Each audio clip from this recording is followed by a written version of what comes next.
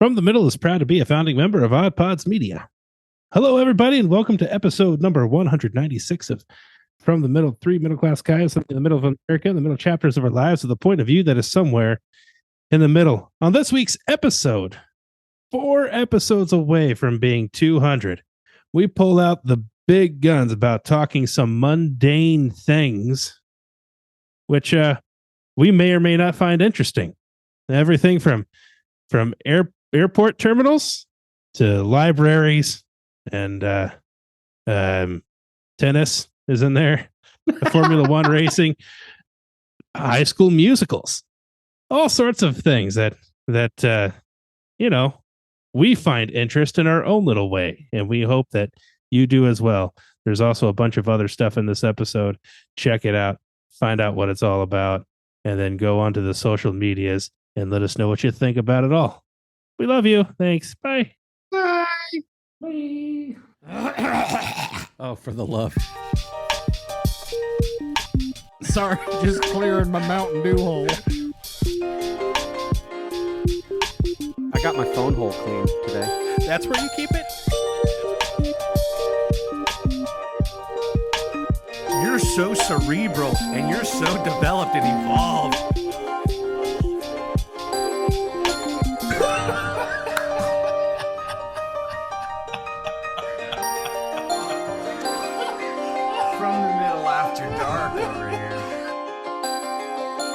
So what's heavier, a ton of bricks or a ton of feathers?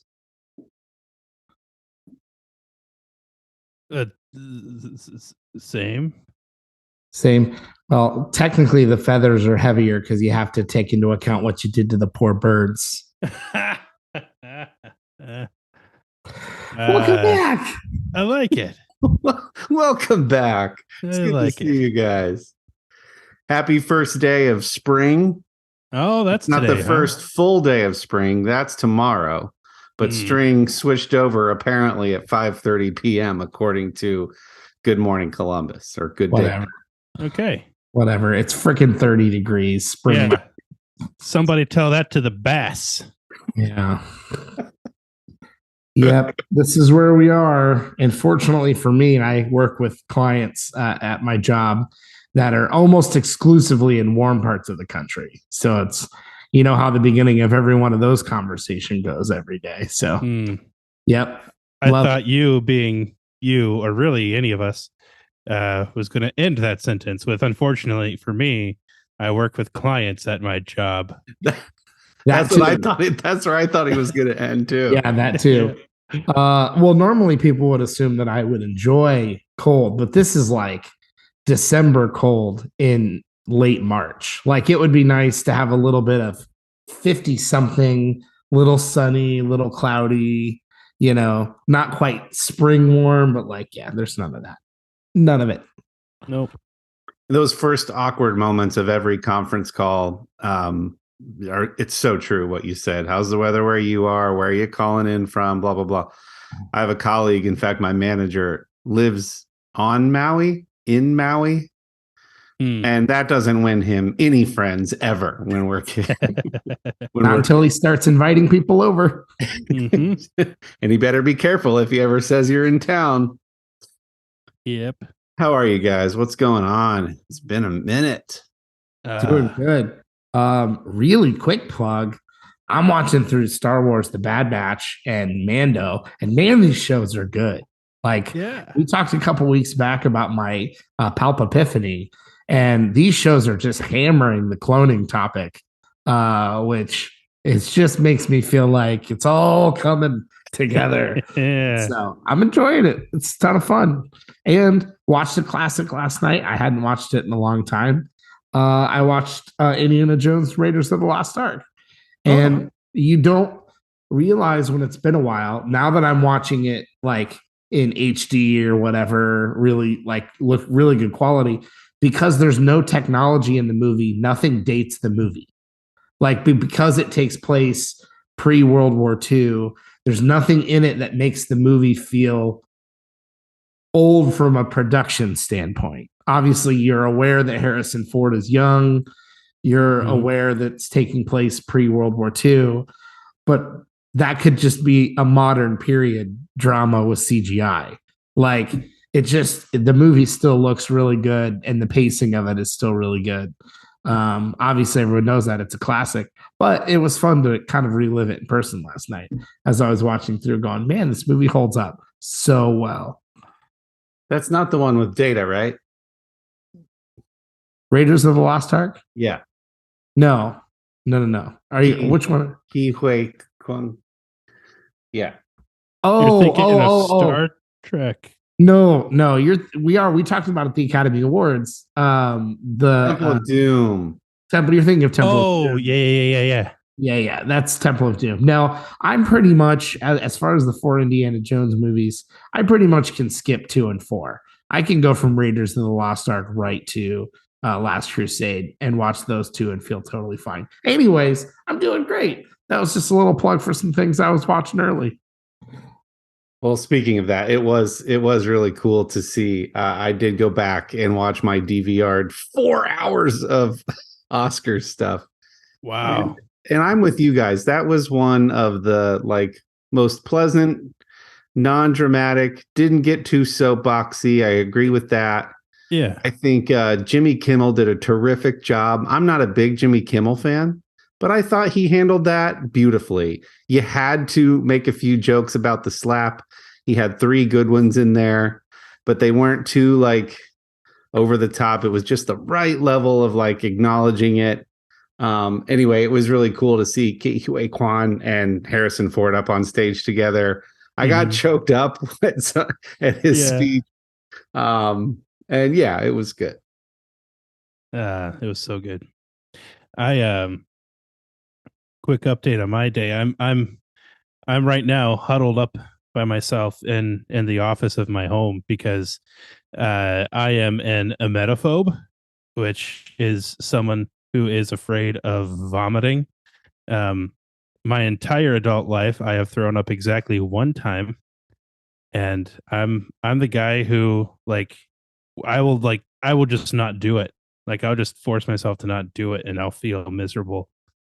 I hate throwing up. I don't want to, and but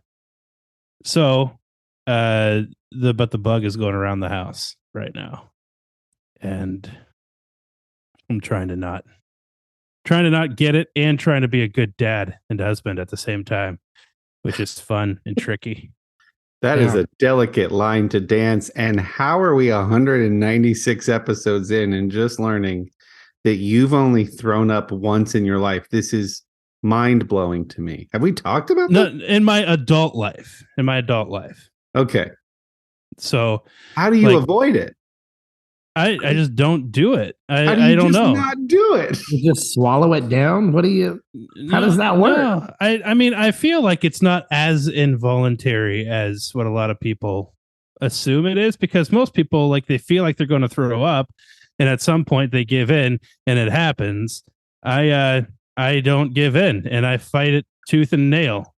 That's that's all there is to it. I'll start chugging Pepto-Bismol the moment I feel a tinge of nausea. And yeah, I don't know. There was one time that I did throw up, and at the time I was dating somebody whose dad was a doctor, and I don't know if they're supposed to do this, but he gave me a prescription for Zofran or something like that, and I took that, and then I wasn't nauseous anymore. And yeah. I was going to ask what put you over the edge the one time. That's pretty noteworthy. Yeah, I was just sick, and I guess the one time I couldn't hold it in. Wow. If I hold things in, I get a bellyache. So more power to you, buddy. I was hoping that you would say you had some epic reason that you got sick. I wasn't going to do it, but I had just finished a hot dog eating contest on Staten Island, and I was 47 in, and I finally, lost it. Listen, and you're talking to somebody who so I'm counting adult life as high school years as well. When I was basically making my own decisions, doing my own thing. This is somebody who is saying this, who went through the milk gallon in 1 hour challenge and did not throw up because he hates throwing up. So there's a big group of us. Only 2 of us made it, like drank the gallon within an hour. And the whole thing was he had to drink it within an hour and not vomit within that same hour. And only two of us made it.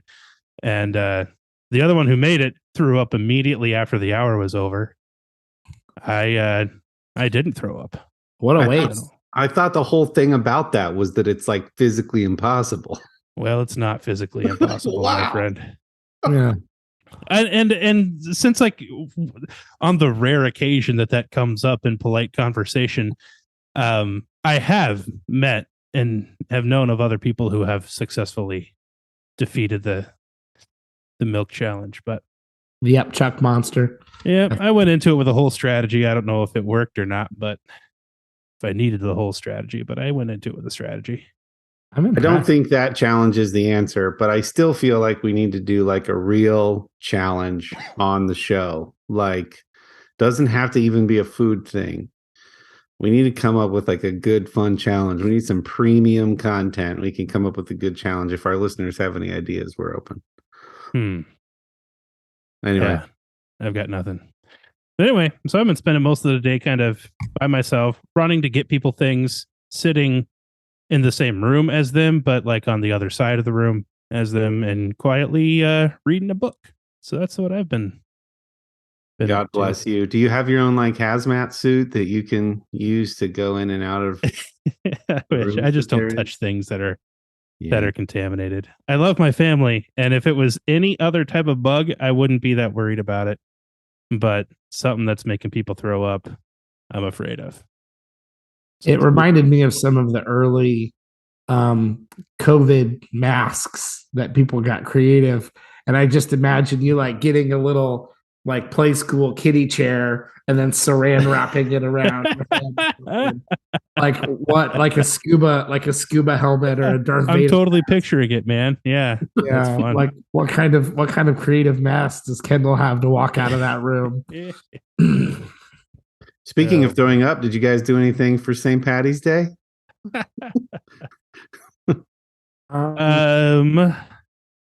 We didn't really. Like the kids, I think, wore green to school. And then we drove to Cincinnati after school and went to a karate tournament down there. First time for the kiddos. Super proud of them. Their first time doing something like that. The boys have been doing Taekwondo for, I don't know, a couple of years now, maybe well over a year. Daughter's been into it for about 6 months or so. This is their first time sort of competing in front of people, which is a really scary thing to do. And like sparring in front of people, also a scary kind of thing to do. And man, they were a little nervous, but they did it. And I'm super, super proud of them. That's awesome. Proud of them. Any sweeping the leg, Johnny? That would be illegal. Okay, good. But it was a test to see. He knows now because he's taking lessons himself. That's right. It's true. Funny thing. So like I wanted to show the kids some professional Taekwondo sparring to like maybe encourage them or like show them or maybe give them a hero or something, you know? And so I start looking up videos on YouTube and I couldn't bear to show them because pretty brutal. World Taekwondo sparring, I guess the rules over the course of the past 20 years have changed drastically to the point where now like people in the Taekwondo world mock it by calling it leg fencing. And like there's even videos that do a side by side, like this is what it looked like in the 80s and 90s, and this is what it looks like now. And it is just the most stupidest form of martial art you've ever seen, this World Taekwondo Championship rules thing. Versus like what I gather most like local studios are teaching is something far more entertaining than what they're doing at the world level. It's gotten to a point where it's like it only makes sense to try to kick the other person in the stomach, and it's just one leg and they're just fencing with their legs trying to get hits. on the torso of the person. It is creepy looking and weird and boring, and not showing them that. I thought you were gonna see you queued up a bunch of old Ken Shamrock videos on YouTube for your wife, just to try to keep pushing the WWF thing. Yeah, Just yeah. see, like, and I now should show them the. Have you guys seen? I think it's called the Welcome to the Dojo show. No, It's a YouTube channel. You know, it's his name is Ken something, and he has his own version of karate. It's hilarious. It's tongue in cheek. It's funny. Anyway, so that's a couple things. Congrats to your kiddos. That's awesome. Yeah. Experiencing some big firsts. That's pretty special. Did you visit Jungle Gyms while you were in Cincinnati? We didn't have time for that. Unfortunately, we went down, spent the night at the grandparents' house, and then turned around and came back right after the tournament. But it was a good visit. Came home with some hardware. That was cool. That's awesome. How about you, bro? Did you do anything for St. Patty's with 2D? No, chores like an adult. I did fill out a bracket for March Madness. We do this for work for funsies. And I really didn't watch much of the season, but I thought I get enough little news buzz that I'm dangerously bad at picking. And so I was thrilled with how the first weekend went because I had Purdue winning the national championship. They got knocked out right away. Yep. So I'm not looking at my bracket again the rest of this because I'm pretty sure I'm in dead last at work. Dude, I also picked Purdue. Yeah. Which, I mean, for those of you who are unaware of the craziness that happened there's only been 2 times since the expansion of March Madness that a number 1 seed has lost, and Purdue is now number 2. And I typically, but my bracket in a pool of 36 brackets, I'm sitting in second right now. Doing great. I typically pick 1-2 seed to win, and I thought, no, I bet this is going to be a year where all the 1s and 2s win the first round. And I was going to pick Princeton. I swear, I was going to pick Princeton to upset, and I didn't. And I at least would have made me feel better about Purdue. Was if I had called Princeton, and I didn't. I didn't have the cojones to put it on my bracket, and I had them lose. And so I get nothing. I get nothing to show for it. Nothing, Jerry. Nothing. So that's not going well either. I'm going to be honest with you. So I'm just going to keep watching XFL and soccer and ignore March Madness now. If it makes you feel any better, in that same pool, like you can enter 2 brackets. I filled one out myself. That was the Purdue one. There's another option. We did it through, I think, the CBS app. And there's an option that's like, can I create another bracket? And then you can fill out another bracket, or you can pick only top, like just a straight top seed winner, and it'll generate it for you. Or there's random, and then random, it gives you options of based on what other people are picking, or just random. And so I went just random. That bracket sitting in 10th right now. Yeah. You know what I'm doing next year? And I always make fun of these people, but this is what I'm going to do. Do you know where it's like, if the mascot is a wildcat, they win more often. If their jersey is blue, they win more often. I'm doing that next time. Yeah. And I'm not putting anybody from the Big Ten in the Final Four. That's the lesson that I've learned. That's what I've. Which school's logo is better designed than the other? That's the type of stuff I do. Which has a warmer climate? Who's more likely to have the flu? That's what I'm thinking next. There you go. Gosh. There you go. Well, I didn't fill out a bracket, but I did wear green. Some of my colleagues out in Seattle were rolling their eyes about people who celebrate St. Patty's Day. And I said, for some people, it's a big deal. And it's fun. I have to say, and I told this story way back on the podcast, but my last work trip for my last company was to Ireland. And I had one free day. And I have this extremely generous colleague named Madeline, who 60 some years old, decided to use her free day as well to drive me to the birthplace of my grandfather's grandfather in Rockchapel, Ireland. She was so sweet. She did not have to do that. It was a great trip. I told you guys the story. I don't remember what episode it was. Anyway, Madeline happens to be a very accomplished mandolin player. And so I get a special message on St. Patrick's Day. She recorded an audio file of her in her kitchen. She had taught herself the song Pride of Rockchapel and sent it to me. And I literally got choked up at how thoughtful that was. I'm going to play it just because I want to remember this audio clip forever. But it was so good. So this is the Pride of Rockchapel by Madeline Martin. So here you go.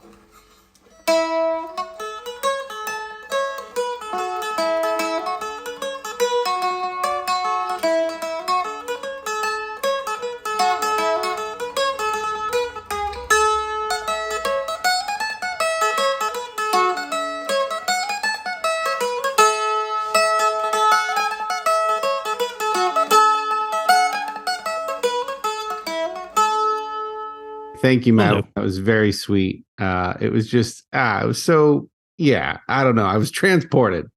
And then that night, another funny story I've told on the podcast, Dylan and I's cousin Connor was supposed to take me to see Taylor Tomlinson a while back. We get all dressed up, go out to dinner, super excited, go down to the theater. Ain't nobody there. He had the wrong date. So Taylor was back in town and Connor made good on his mistake from a while back. And we got to see Taylor Tomlinson live, and Dustin Nickerson opened up, and he's a comedian that we've actually, whether you guys realize it or not, I've been emailing with his agent to try to get him on the show. At the time, he was pretty busy. That's when this tour was kind of getting kicked off, but she said to circle back. So we're trying to get Dustin. We have very similar backgrounds to Dustin and have a lot in common with him. He's relatively clean and seems like to be a very genuine, cool guy who also happens to be a husband and father of a couple kids. And so anyway, both absolutely did a terrific job. It was at the Palace Theater here in Columbus. Had so much fun. I'm so impressed with her writing, and she's just blowing up right now. Forbes actually just did an article that was saying that she is breaking ticket sale records of Jerry Seinfeld's in major cities, as well as who's the guy that just got canceled that isn't Chris D'Elia? Bald guy, curly red hair. Louis C.K. So she's like breaking Louis C.K. and Jerry Seinfeld records from, I think it was Chicago or New York City. Anyway, she sold out the Palace Theater 2 nights in a row here in Columbus. Pretty impressive. So she's on the rise even more. She's got 2 specials on Netflix right now. Her first one is called Quarter Life Crisis, and then her second one is Look at You. She is not clean. I don't find her as crass and as like filthy as some other. I feel like a lot of female comics go that route to try to just like have that sort of shock and awe. She doesn't do that as much. Her stuff seems to be a little more thoughtful and a little more cerebral, but it's definitely not clean. But it's good. She was so funny.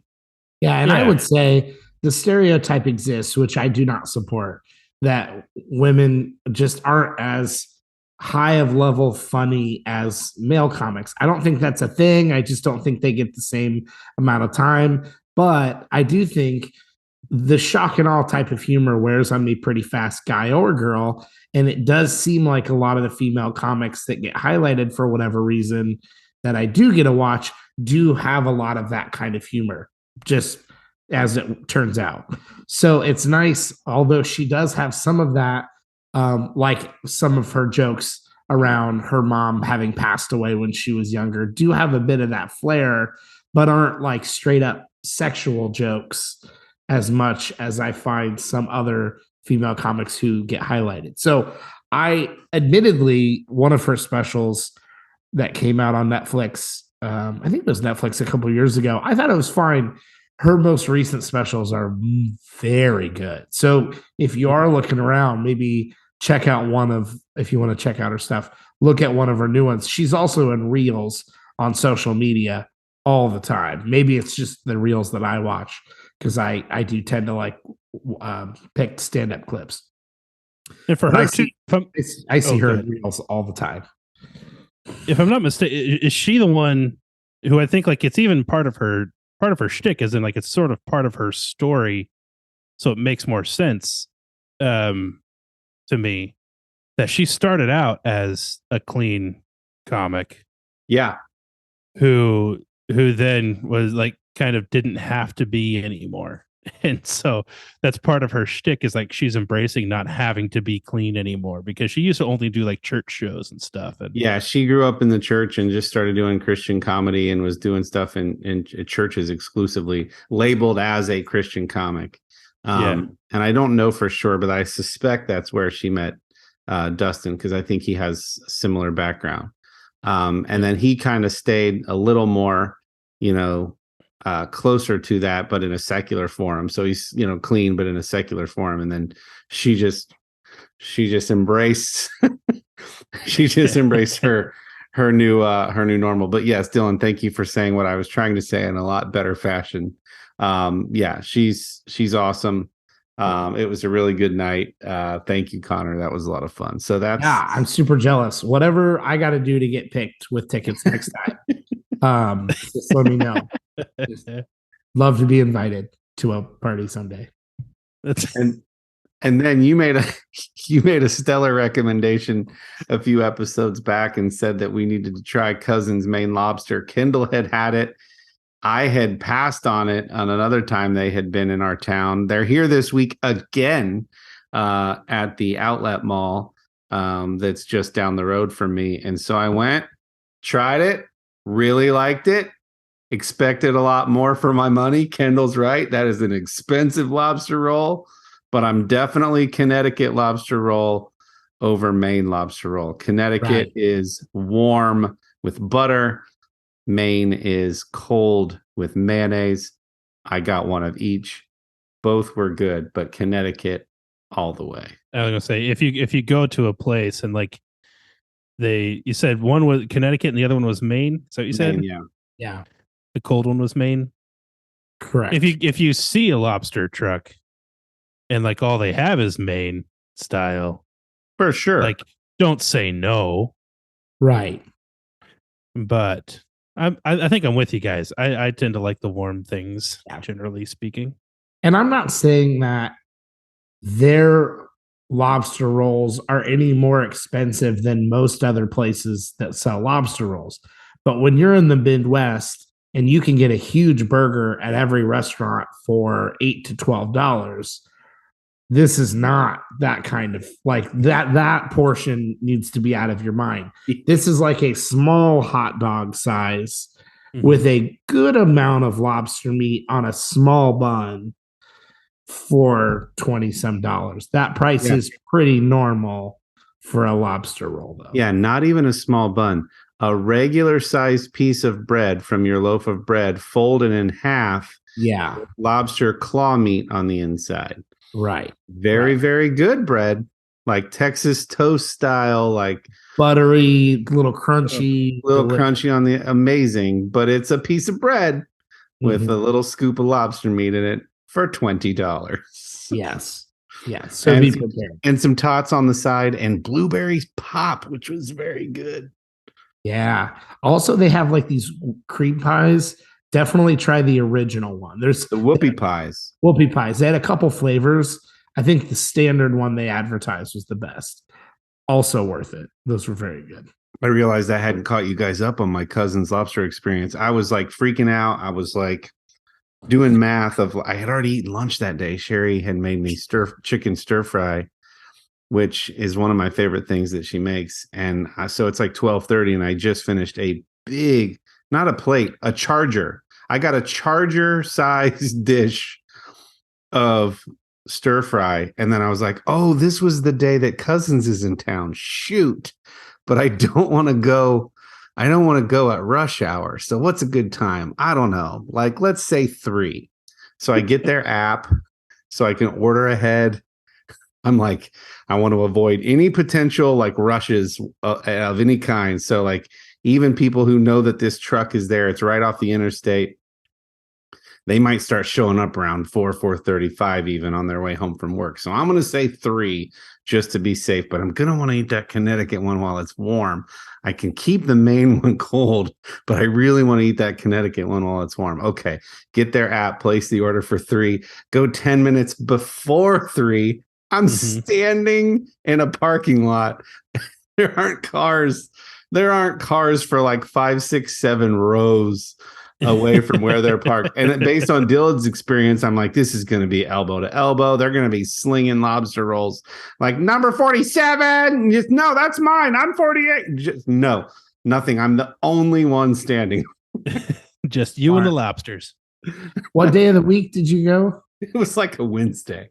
Yeah. So mistake that I made going on a Sunday, like it was at like 12:30 or 1. The church crowd was like trying to see if they could go. The normal lunch crowd was I'm an idiot. So don't do what I did.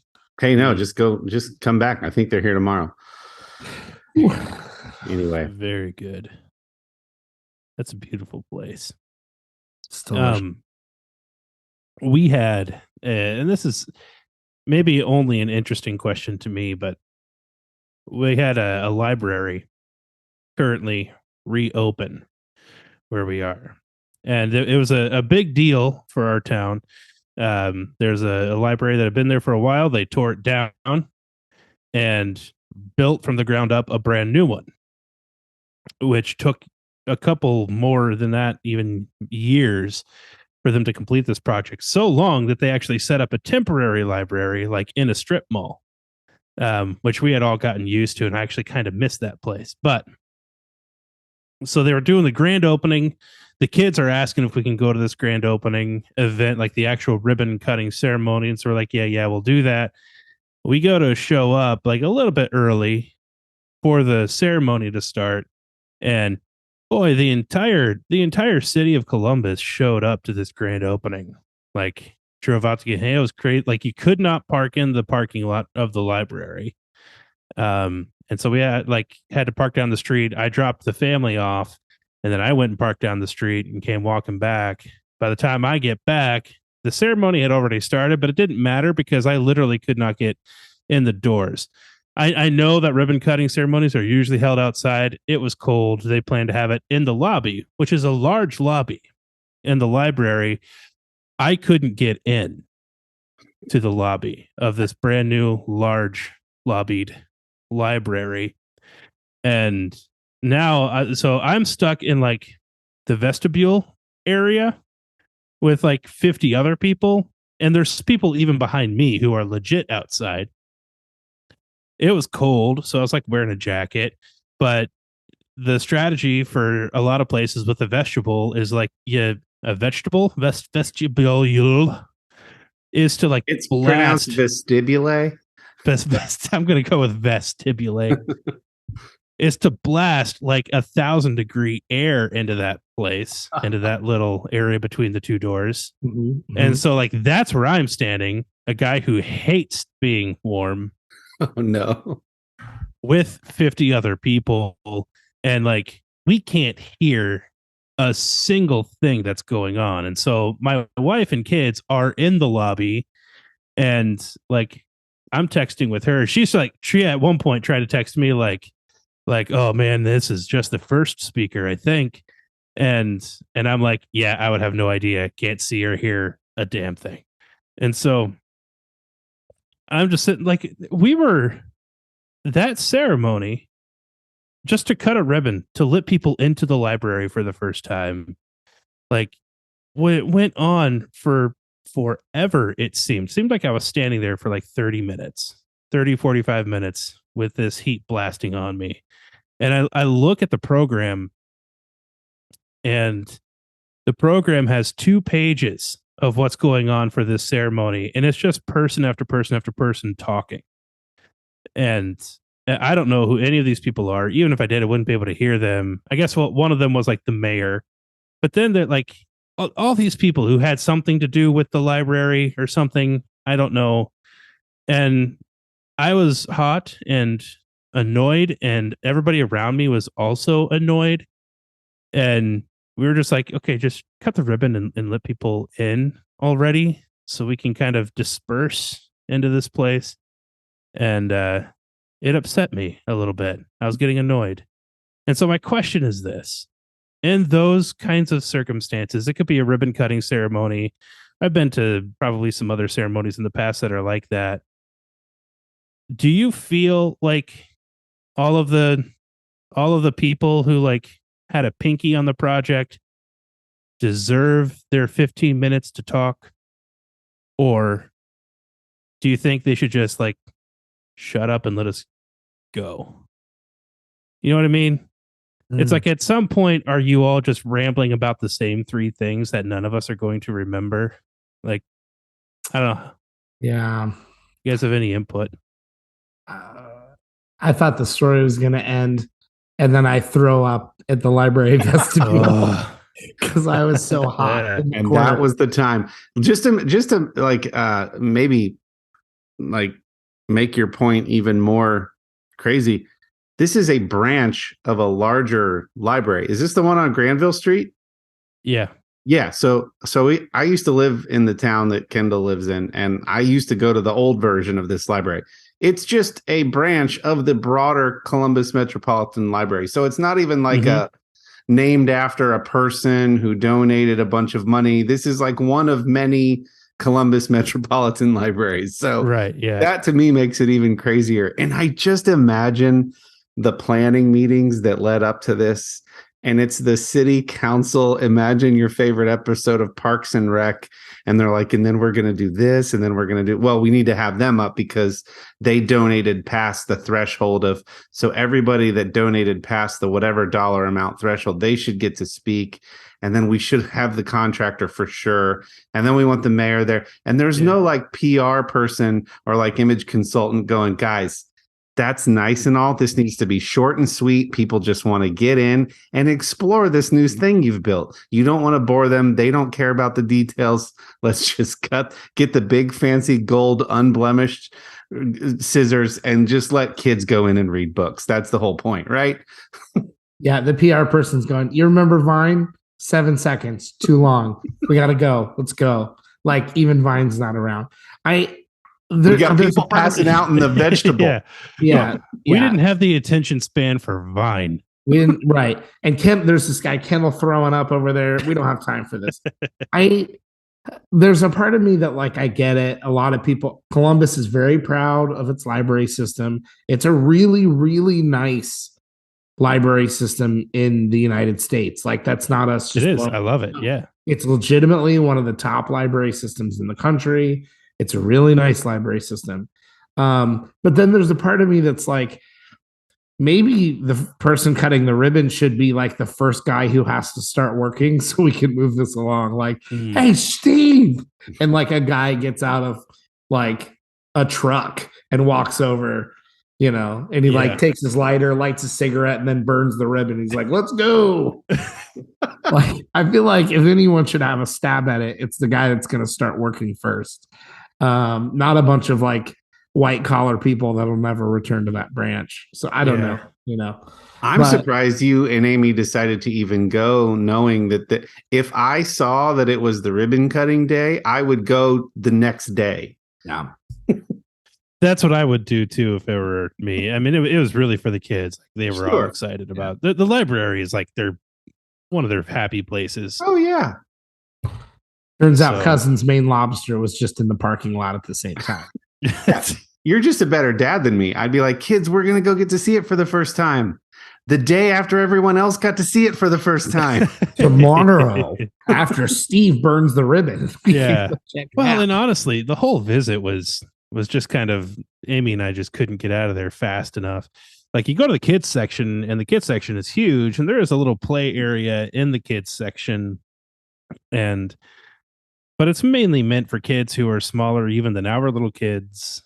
And so like I told them very clearly, like, listen, if like one of the little kids comes up and wants to play on like the like little play school play set thing that you're playing with, let them okay? Because this is really made for them, and I don't want you to hurt anybody. And so they weren't really having all that much fun, I don't think, playing around stuff, but they still wanted to look around and look at books. But even that was hard. There were so many people in there. Yeah. And so, like, we did end up getting like a couple books for one of our kids, I think, and then just checking out. And then I had promised them all that, like, guys, we're going to come back here all the time. Some of these people don't freaking, we all know that not this many people frequent libraries. And so I'm like, we're going to come here all the time. Most of the time, we're probably going to be in the kids section by ourselves. Yeah. So we'll come back. And we have come back. Like, I took the kids there the other day, and they got to play by themselves in the play area. It was a far better experience. But I went upstairs even to the adult section is all upstairs, not like a adult section, but like the not kids stuff. New branch really expanded, huh? It's upstairs. And there's a guy that I'd recognized who we've become friendly with the temporary library set up, because it's so small that like you can't help but like recognize each other. And and I was pretty regular in there. And so I was chatting up with him about the ceremony and how much of a zoo it was and everything. And he was relatively unfamiliar with what I was saying, even though he was there, because he was like, it was all people like you with kids, man. That's all it was. Nobody came up here. Like, you should have come up here. You would have been fine. So I just imagine like he was like, didn't feel like the pretty girl at the ball, like just twiddling his thumbs. And like, anybody need help with research? Anybody? Yeah. Well, Can I show you how to use the copier? Maybe the friends in the Odd Pods Media know how to use the copier. We'll check in with them.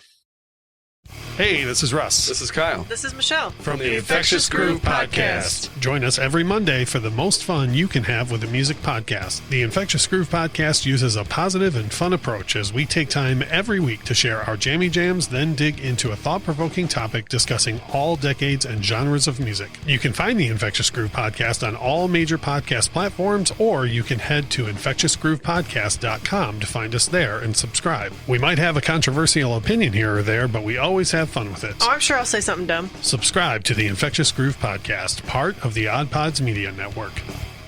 Speaking of things that require a program, have you ever been to a high school musical production where the microphones worked properly? Why is it where the only thing that the AV crew has to do for this production is make sure that the battery packs have mics and that they're at a reasonable level? And I get it. There's a lot of kids and a lot of schools don't have big budgets, but ding dang. Either you can barely hear the dialogue of the musical, or one kid has the little flesh colored mic that wraps around their face in their nose and you hear every exhale.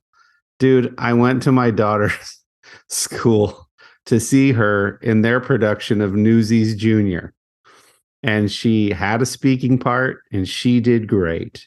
But and this isn't a criticism for just being a bump on a log or to be critical. I wanted the families there seeing their kid to be able to hear what their kid was actually saying. And every fifth kid, you could only hear maybe every fifth kid, and you lose the entire storyline of what's going on. And so now I look across the sea of people and they're all just kind of nodding and smiling because nobody can hear anything except for the one kid whose mic is way too hot. Why is this so hard to figure out? It's been an issue since I was in musicals in my school. Why, Kendall, help me. You know AV. Why is this so hard? Yeah. Well, one thing, and now most of what you're describing is totally just error. But there's one amazing thing. You go to absolutely any AV person and tell them that, like, You left something sit for a week. You had it all set up. Nobody touched it for that week. You know that nobody touched it for that week. You show up a week later, you turn it all on, and it all worked just like it did before. And they will all share in your joy. People, Fair. There's so many folks that why would they? They don't have to, but don't understand that like phantom problems creep up when you get into electronics. Nobody did anything and problems happened. So that's a thing. The other thing too is a big issue when you're dealing with body mics, whether it's lapels or like wear it from your ear, like countryman style microphones. People using those microphones, it doesn't matter how many times you tell them where they need to be wearing that microphone. They don't care or they don't believe you or something.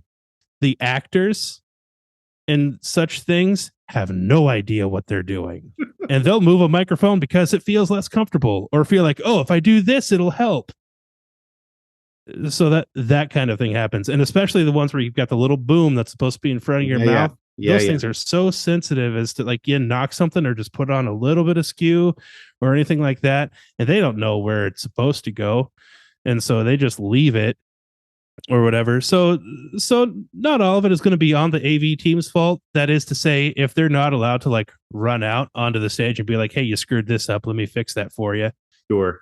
So I would say for me, in my limited experience, many of like the gain problems and that kind of thing stem from somebody wearing it improperly, even though I tried to show them and coach them on how to do it right. One girl, seriously, and it was the kind that goes around the cheek. Yeah. It's supposed to be kind of like, just off your mouth. Corner of the mouth. Yeah, corner of the mouth. In front, so you're not getting air, but corner of the mouth. I don't know if she had tape and that tape had come free, or if she just felt like it wasn't doing a good enough job in the location that it was in. But she shoved it, and she didn't shove it up. It was under her nostril, so you got every over top of actual dialogue, and she's off to the side. She's not even out yet, front yet, and you're just going. The one kid, the lead, like he was really good, who played Jack, and I wanted to hear him, but it was just people who had one line. They were the loudest. The leads seemed to be the quietest. It was just like, and you just feel bad because you know how hard everybody's worked. The art teacher painted these elaborate backdrops, and everybody's been to all these rehearsals, and it's just like you just want the mics to work. Exactly. I mean, I feel like you should still have somebody at a board, right, who can adjust volumes at the very least, or who can mute the person sniffing into the microphone, like when they're not supposed to be making any noise at all. Like Dylan has a really guilty look on his face right now. You still need someone at the board who can understand all of that stuff and has rehearsed enough times to know which channel which mic is and can take care of those kinds of problems. But well, they're doing Little Women later this year. It's their second musical of the year, and she has a much bigger part in that. So hopefully they get it figured out by then. No disrespect to the school. I get it. And I think it's a student-run AV club. So, like, it's, but geez, you just want it for them, you just really want it for them. You want it to work out. Well, hey, and I'm sure the AV kids are probably sitting there thinking, well, those aren't exactly George Clooney's out there, are they? So, speaking that ain't Tom Hanks out there. All right. Maybe. Speaking of stellar performances, because of all this discussion about The Whale, I had to go watch Brendan Fraser in that movie. Have you guys seen it yet? Not yet. Boy, is it it is beautiful. It is disturbing. It is feels very authentic and disturbing and sad and dark and beautiful. It's just the type of thing that the Academy loves. One of the girls from Stranger Things is his daughter in the movie, and she does a great job. It's the one that he's trying to rekindle a relationship with, and he knows he's dying. But man, it's a great performance. Yeah, it was tough to watch just because it's a guy who's not caring for himself and he's morbidly obese, and they show a lot of scenes of like binge eating, and it's just like you could see his sadness and he's trying to cope, and so it just felt so believable that it was almost hard to watch at times. Um, and him sort of like throwing his life away because of his grief over the loss of a loved one. But man, just I get why they gave it to him. I do. I get why they gave it to him, but it was tough to watch. I had seen a lot of the others, but that was one that I was like, I just, what A24 is doing. I said it last time, that studio is doing a terrific job, and because of the high praise, I felt like I had to watch it. So, good stuff. I don't know that I'd recommend it. It's just it's great and sad and beautiful and sad and dark. I feel like between that and everyone, everywhere, everyone all at once, whatever. I feel like those two though are like the takeaways the ones you really need to see if you're trying to catch some of the Oscar films. I mean, we talked about Banshees of an Yeah. Didn't win much, and All Quiet on the Western Front, which still did really well. I mean, I think those are a couple other ones, but you kind of had a weird reaction like I did to Banshees, though. You're like, I don't know if I can recommend it. It's like funny and it's dark, but it's mostly dark, but it's kind of funny.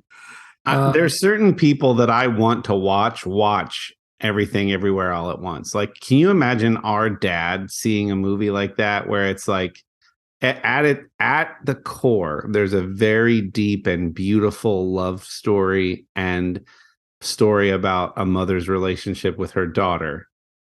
And then on the surface, they're going through multiverses and in one world have hot dog fingers and they're putting their hot dog fingers in each other's mouths. I like to just see like, no, but there's a really beautiful story underneath. It feels like a Tom Green skit from like the early 2000s. There's so much non sequitur, weird, dark comedy stuff in there that like people would, if you're just looking at it through that at that level, would be like, I'm out. This is ridiculous. Yeah. But if you just go along for the journey and you're there for it, and you just like, you try to pay attention to what they're saying beneath all that, you're like, it really is a masterpiece. And then on the surface, it seems totally absurd and silly. I'm wondering if it's something, I haven't seen it yet, but I have seen Rob Zombie films, a couple of them. And I feel like to like the horror movie world, you're describing what a Rob Zombie horror film is. And that like, there's a storyline in there somewhere. But the reality is you're just seeing a whole bunch of random jump cuts to stuff that is weird and crazy. That's what I feel like you're describing. You're describing a Rob Zombie film, but a funny and more lighthearted Rob Zombie film. Yeah, this uses the word absurdist, and that feels fitting. Yeah.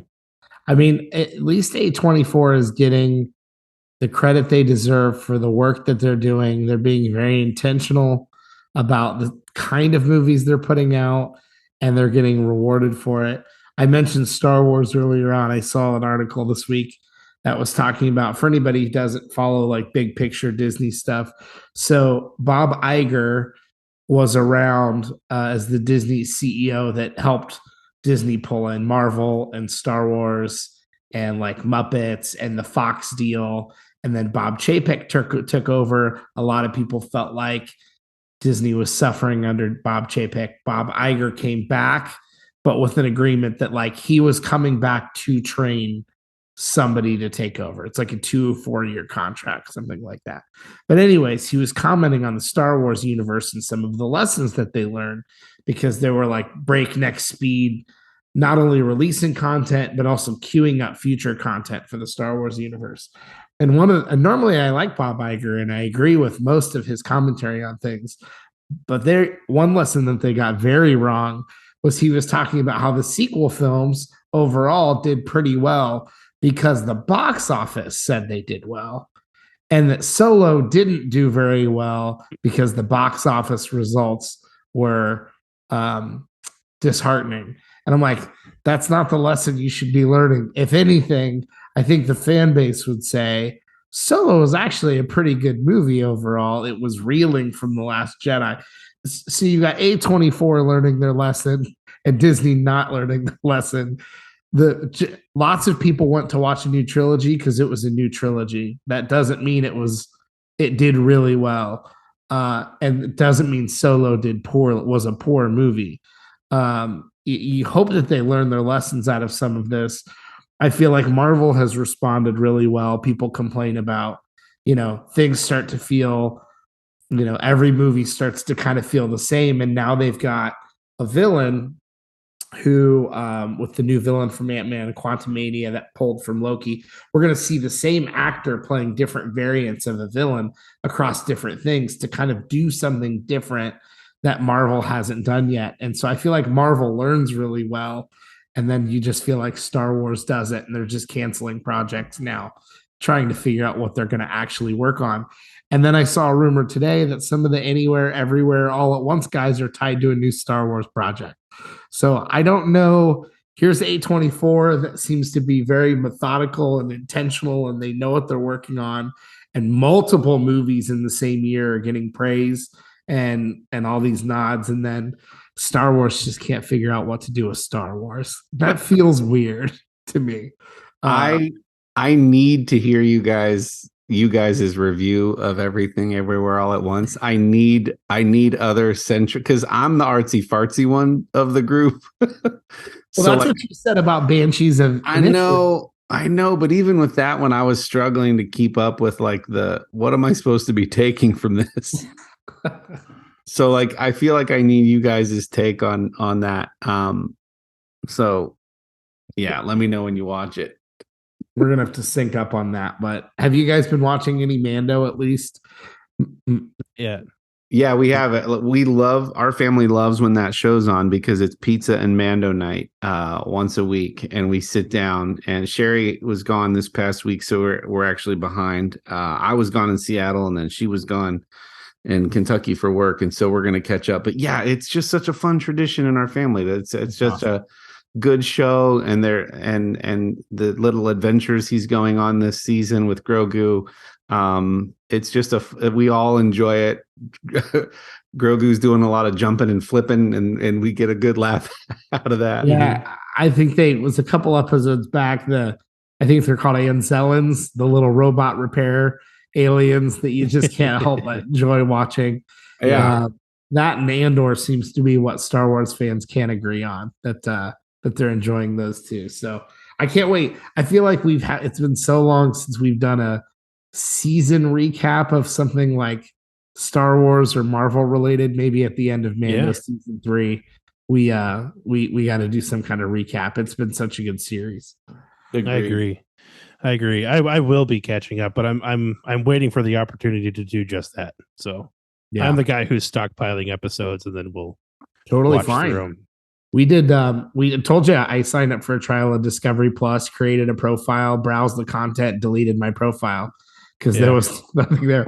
I tried Stars. Stars had a deal 3 months for $3 a month, and I'm like, that's cool. I'll do Stars for 3 months. Their website literally wouldn't let me sign up. It just errored out, refresh, redid all the thing. So I was hoping to have new Stars shows to talk about, but nope, wouldn't let me do it. So Stars wouldn't take my money. That's fun. Yeah.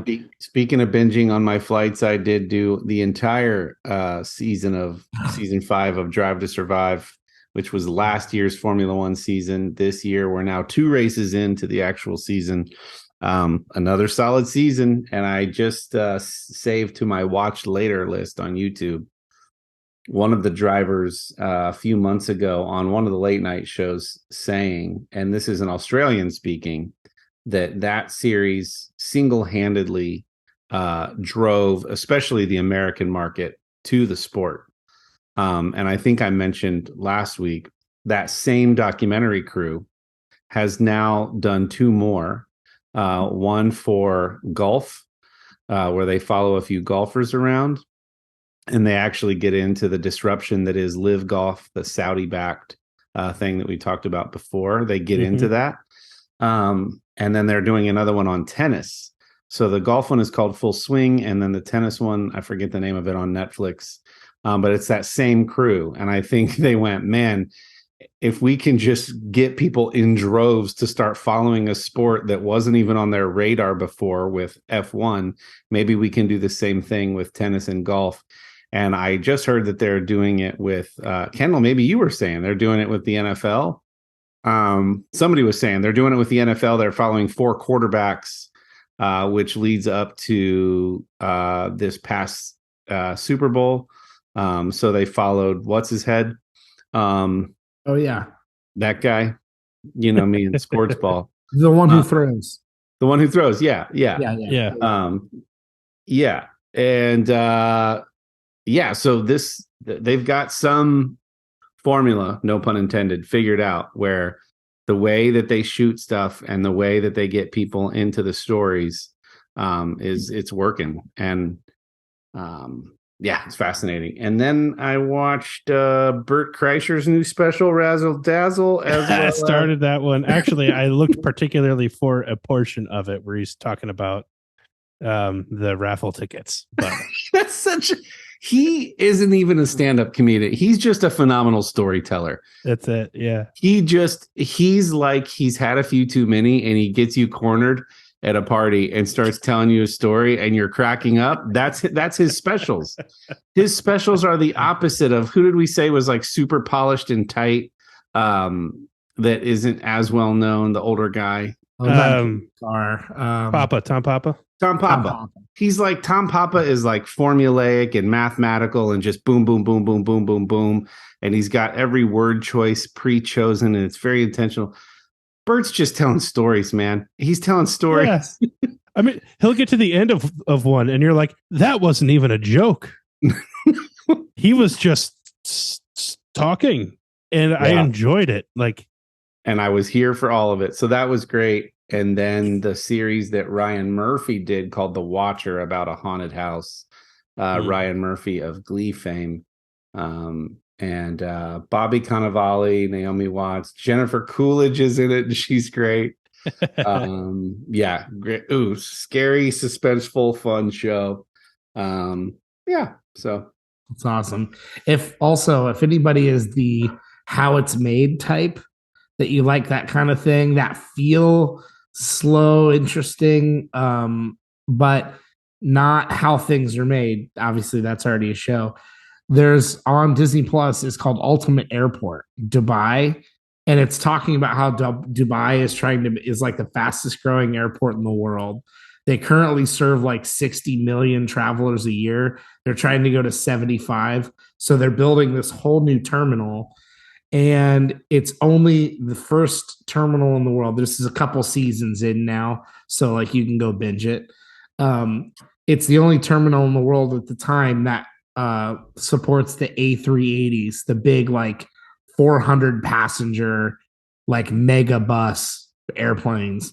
And so it's really interesting because they talk about how there's like 60,000 people report to work at the Dubai airport, and just the amount of moving parts and pieces, literally and figuratively, the number of how everything can set everybody off and everything's so precise down to the minute. Even when they take an A380 into a hangar to repair it, they're like, if we're off, like we literally don't even have a whole day, 24 hours as a buffer. This plane, like as soon as it's done being repaired, it has flights scheduled the next like morning or that night. And so just everything, it's so interesting. So they follow certain characters. A lot of the people that they're following are from Australia, India, Pakistan, the UK. I mean, kind of places that would make sense that people would move to the Middle East and support. But really interesting. If you just like all the behind the scenes and how it works, and Bree and I both have found it pretty fascinating. So Ultimate Airport Dubai. I think there's 3 seasons on Disney Plus. 3 seasons. Yeah. Wow. Lots of how it works. That seems like a 1-hour documentary. Whoa. Oh, heavens no. Well, because then you get the little bit of the human nature element. Like this person's flying from the UK to Dubai, but because of the nature of how far these international airports are, it's not like, oh, well, you missed your flight from Atlanta. There's another one in 2 hours. It's like you've got to wait a day, but so and so is trying to get back to Delhi for their parents' funeral. Or this is somebody's coming from London and this is their bucket list trip to India. And if they don't make it to so and so or to Australia in time, their whole tour package, they'll miss it all. And so you have this whole other element that's not like, oh, I'll miss my business meeting this afternoon. It's like people are missing huge once in a lifetime travel trips, tours, events, stuff like that as well. So like this person has to get home because he's a surgeon and he's got surgeries tomorrow, and it's like, it's just crazy, which I'm like, why are you flying halfway across the world and doing surgery the next day, my guy? Like, give yourself a 48-hour buffer, take a nap, but anyways, it's really interesting. I feel like that's akin to like what makes animal documentaries so interesting is because you have a narrator who's like talking about a zebra who's there with her little kids, and then and now there's a lion on the prowl as they were just trying to get their evening drink at the watering hole. Mm-hmm. Well, they're making you follow and care for this zebra, and then now we just have the National Geographic guys setting up at an airport, stalking people. There's a little bit of contrast in a couple things that I've noticed as we've gotten in, I don't know, 10 or 12 episodes. You can fly halfway around the world and put the same type of worker clothes on somebody, and they feel like they could be your neighbor. Like you don't feel like you're halfway across the world when they're wearing the same clothes that somebody in an airport here would wear, which sounds obvious, but like it's a thing you're kind of aware of. But you're also very aware of the fact that it's a different culture. And if somebody flying from Africa through Dubai is caught with anything that could look like black magic, the Islamic law says they could be beheaded. And so that's like a whole set of rules that you're not used to dealing with because, like you're in a whole different part of the world that is very modern and is very traditional in that country all at the same time, like even a starker contrast than America. And so there's those things that then all of a sudden you go, oh yeah, this is a different part of the world. This isn't Atlanta. This isn't Detroit. This is a whole other part of the world that I'm not used to. And so sometimes you feel like you could just be plopped in and work with everyone. And then sometimes you're just very aware, like to get the blessing to open the new terminal, a prince has to show up of the country and give his blessing because he's the prince, not because he's the CEO, but he's the prince of the country. And so you're like, that's not a thing that we think about. So it's really interesting. You get some cool contrasts as you're watching this sort of day-to-day thing happen. The A380 you're talking about, that's the big double decker, right? Like the two levels. Yeah, like as soon as you walk in, there's steps right in the middle, or you can go around the steps to like get to seats. Yeah, I was in coach in one of those to Australia. It's insane. Because like even like regular international flights, 6, 7, 8 hours, right? First class gets those like cubicles where they can almost fully recline. They have like their own little kitchenette almost because there's like a whole tray and their TV and whatever. It's like that plus on the double decker. It's insane what those look like for like long 12, 16-hour flights. Yeah, and it's the same at any airport, but you see those so much, and then all of a sudden they'll pan across the outside and they'll show an A380 and then a small passenger plane moving opposite in front of it, and you're like, that looks like a toy plane compared to the one in the background. It doesn't even look like they could exist in the same airport. This one's gonna blow that one away as soon as it takes off. It's wild, man. They're huge. They're absolutely massive. So, anyways, if you're into that kind of thing, check out Ultimate Airport Dubai. It's really interesting. Airport terminals are cool. Yeah, super cool, super fun. You know what I thought about? It's so random. Somebody said hosts earlier, but do you remember in the late 80s, early 90s, the host of Unsolved Mysteries, Robert Stack? 100%. Never forget. His voice. Dude, I could not wait for that show as a kid. His voice was so terrifying and thrilling and exciting at the same time. When he presented a mystery, you believed in that fully. And Sherry and I were talking about him this past week, and it made me want to go look up clips of hearing his voice, the nostalgia. I know that's random, but did he do an alien or unidentified objects kind of show, or did he host a similar show? That was Unsolved Mysteries. They would get into that stuff. Okay, that must be what I was thinking of, because I was going to say I was just young enough that I remember being probably freaked out by every story that he told. They would get into aliens and missing persons and somebody spontaneously combusted. Especially when there'd be like the police artist Drew, and it would look like an alien, and I'd wanted to just turn back to our parents and be like, "Are you seeing this?" They're talking about aliens, and it's like I remember being creeped out but fascinated by that show as a kid. We could probably get AI to do us an intro using his voice. Anyway, this has been fun, guys. I think it's time to wrap it up. Anything else? All right. Until next time, be good to each other, as we always say. Go get yourself some amazing men's grooming, beard grooming products at artiusman.com, artiusman.com. Use promo code The Middle at checkout to get 25% off of your first order.